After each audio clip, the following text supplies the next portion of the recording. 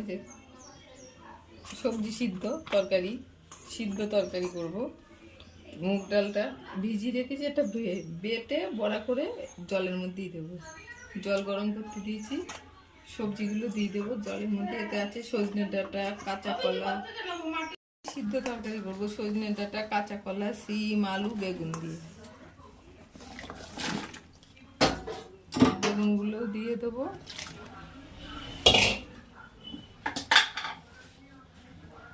লবণ দিলাম, একটু চিনি দিলাম, কাঁচা লঙ্কা, টমেটো আর একটু আদা এর মধ্যে দিয়ে এবার ঢাকা দিয়ে দেবো। আর এই ডালগুলো বেটে নিয়ে ঝোল যখন ফুটবে লবণ দিয়ে ঝোলের মধ্যে দিয়ে দেবো, বড়া বড়া হয়ে যাবে, জলের বড়া।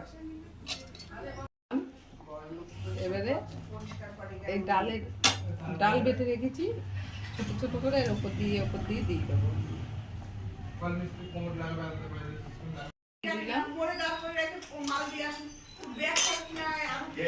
কালারটাও হবে। আর এই বড়াগুলো জলে সিদ্ধ করে দেবো, না হচ্ছে না। বড়াগুলো এবারে হয়েছে, পারছিলামই না কোনো মতেই, এবারে ঠিকঠাক হয়েছে বড়াগুলো। আর ভাঙবে না, আর একটু সিদ্ধ হবে।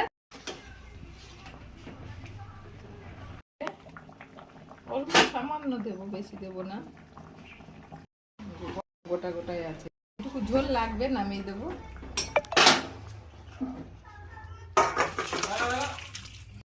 পাঁচমিশালি সবজি, ওই যে লঙ্কার গুঁড়ো দিয়েছি তাই একটু কালার, আর একটু ঘি ছিটিয়ে দিয়েছি ওপর দিয়ে।